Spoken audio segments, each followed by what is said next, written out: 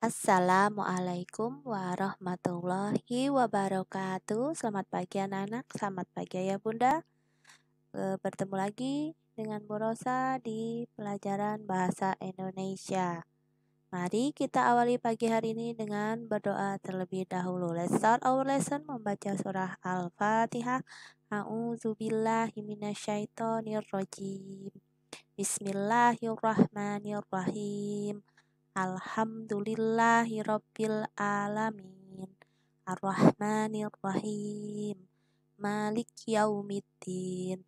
Iyyaka na'budu wa iyyaka nasta'in. Ihdinas syiratal mustaqim.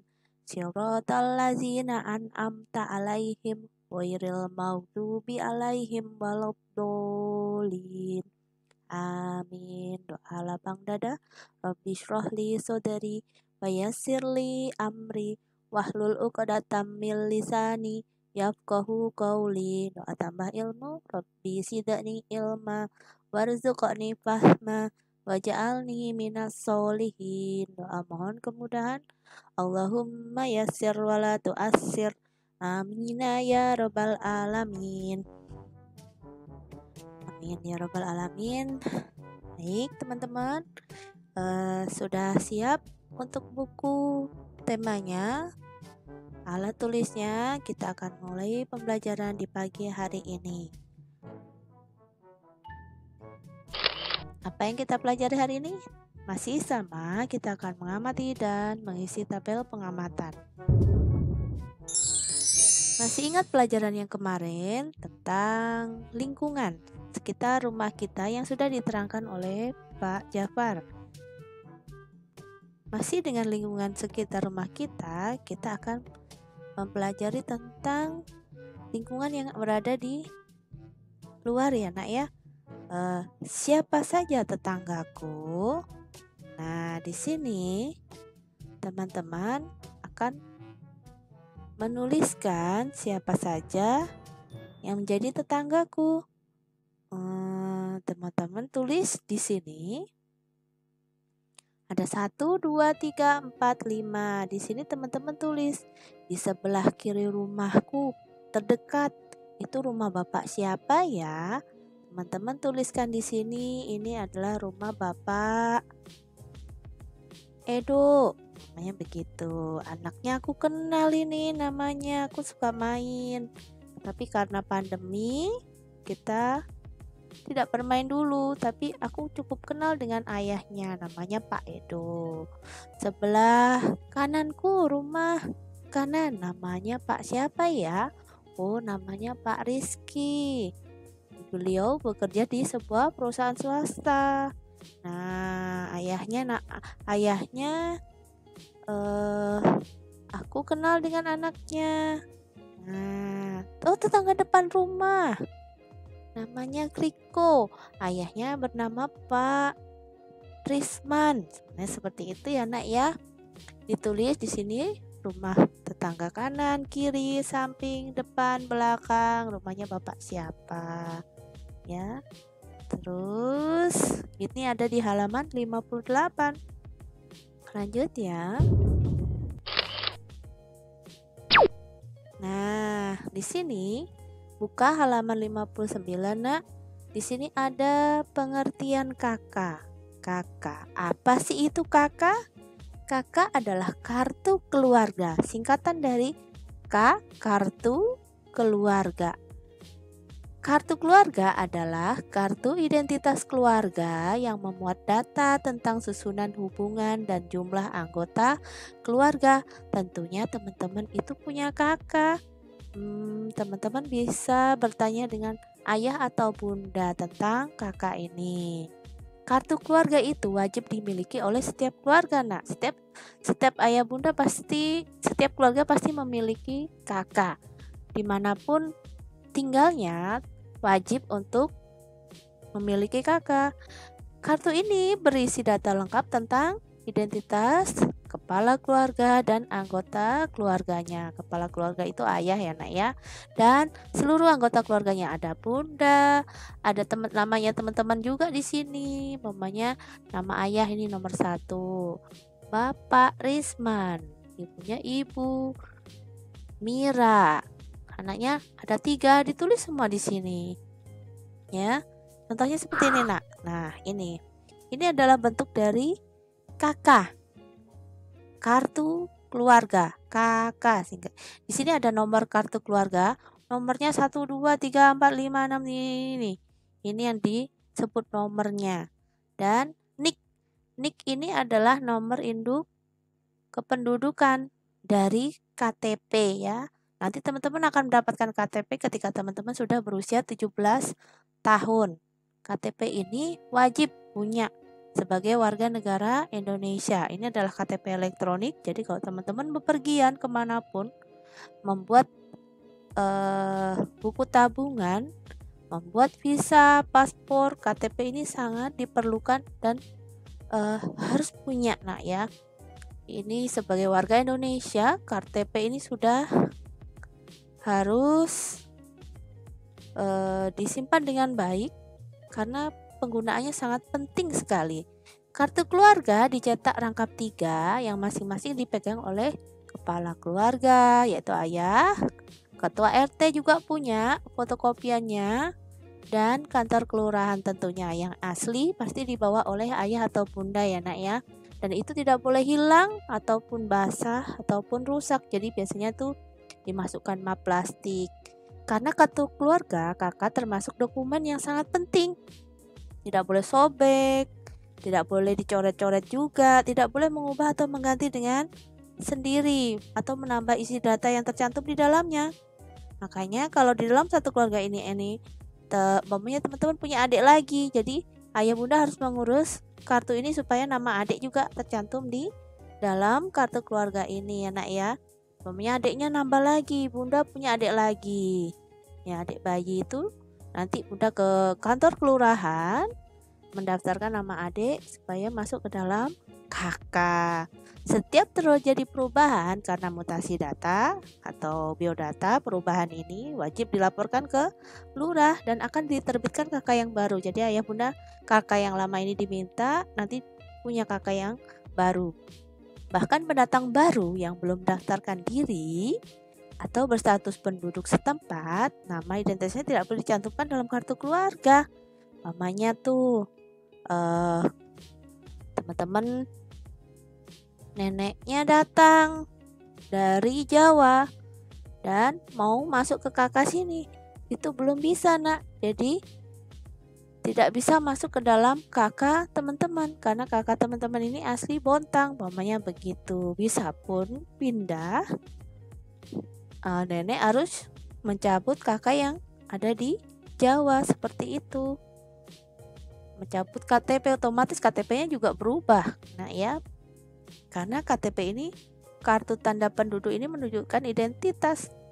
Ini warga mana? Warga Bontang, warga Surabaya. Tapi kartu ini resmi, jadi bisa dipakai seluruh Indonesia.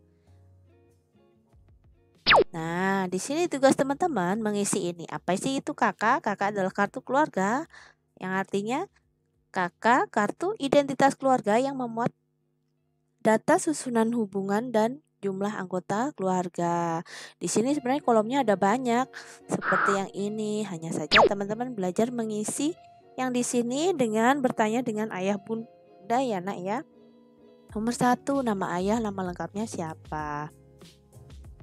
Tempat lahirnya di mana, tanggal lahir, pekerjaan, dan jenis kelamin, laki-laki atau perempuan, adiknya, kakaknya. Nomornya ini nanti tanya ayah bunda ya, Nak ya.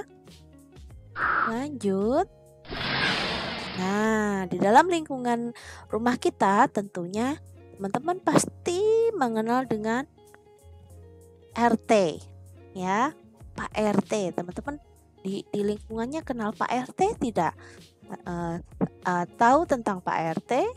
Ya, kita belajar dulu tentang RT. RT adalah singkatan dari rukun tetangga. Adalah pembagian wilayah di Indonesia di bawah rukun warga, RW. Jadi RT itu di bawah RW. Ada Pak RW, ada Pak RT, ya.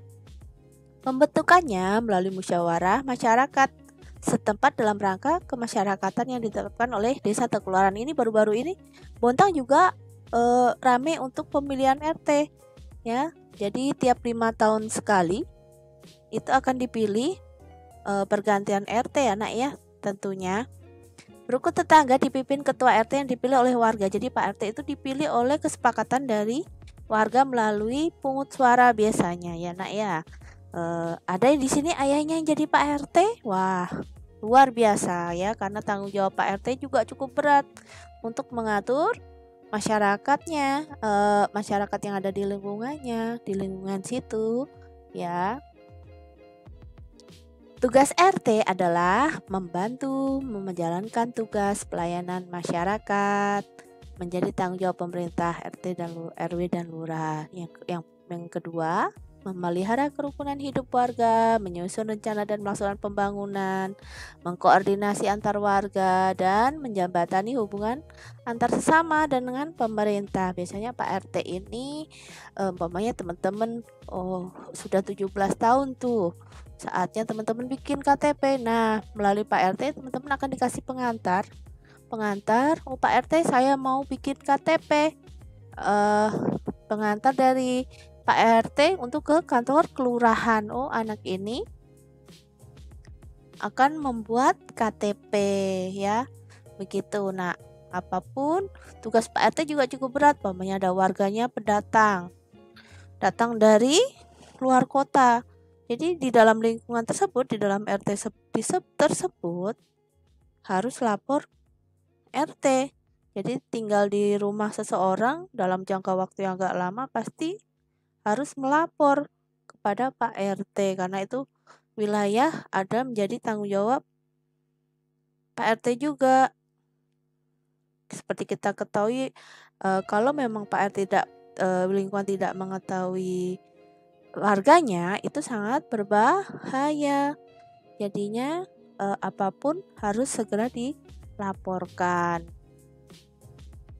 Baik untuk keamanan warga, kebersihan warga, Pak RT sebagai pemimpin wilayah membantu melaksanakan, mengkoordinasi dengan warga.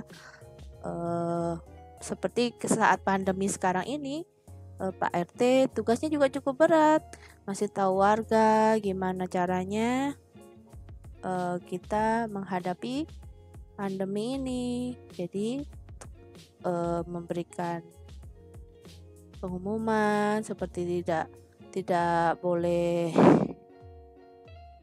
membuat keramaian ataupun memberikan pengetahuan tentang bahaya COVID, memberikan info-info yang penting. Seperti itu nak ya, tugas dari Pak RT. Luar biasa ya. Nah, tugas teman-teman mengisi halaman 60 ya. Di sini apa sih itu RT? RT adalah rukun tetangga. Nah, artinya di sini tadi ya, pembagian wilayah di Indonesia di bawah rukun tetangga. Tugasnya apa? Tugasnya memelihara kerukunan hidup warga, mengkoordinasi antar warga, membantu menjalankan tugas pelayanan kepada masyarakat. Teman-teman bisa tulis di sini ya. Nah, seorang Pak RT pasti rumahnya ada ininya nak. Nih tanda ketua RT, kelurahan Guntung, kelurahan Blimbing, kelurahan Gunung Elai. Ketua RT berapa? Misalnya ada RT 13, 18. Nah, biasanya Pak RT itu rumahnya ada beginiannya. Beliau adalah ketua RT ya. Jadi apa-apa harus tetap melapor. Pak RT juga memantau warga-warganya, itu sangat penting ya, untuk kenyamanan dan keamanan serta ketentraman warganya ya.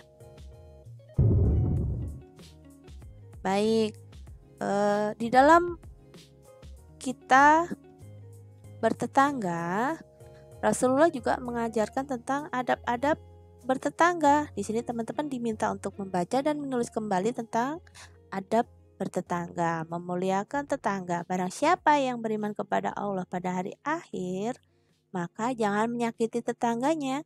Dan barang siapa yang beriman kepada Allah pada hari akhir, hendaklah menghormati tamunya. Dan barang siapa yang beriman kepada Allah di hari akhir, maka berkatalah baik atau diam. Jadi kepada tetangga, kita pun juga diminta untuk saling menghormati, ya, saling menghargai, tidak boleh mengolok, tidak mengganggu, selalu berbuat baik, memilih tetangga yang solih, menyukai kebaikan tetangga, tidak mengganggu, tidak parkir sembarangan tuh menutupi jalannya rumahnya orang, sabar terhadap gangguannya mereka, membantu saat mereka membutuhkan, turut merasakan kegembiraan dan kesedihan, menasehati, saling menasehati, memberikan makanan atau hadiah, tidak menguraskan TV, radio secara keras-keras, tidak merusak rumah tetangga, saling membantu dan saling sapa, salam, dan memberikan wajah yang berseri-seri saat ketemu dengan tetangga. Begitu ya nak ya, itu adalah adab yang diberikan oleh Rasulullah kepada umatnya supaya kita bertetangga dengan baik. Di sini teman-teman tulis nomor 1 sampai 7. Jangan lupa awal kalimat huruf besar dan diakhiri dengan tanda titik, ya, yang rapi tulisannya. Terima kasih. Selamat mengerjakan teman-teman. Semoga dimudahkan. Semangat. Wassalamualaikum warahmatullahi wabarakatuh.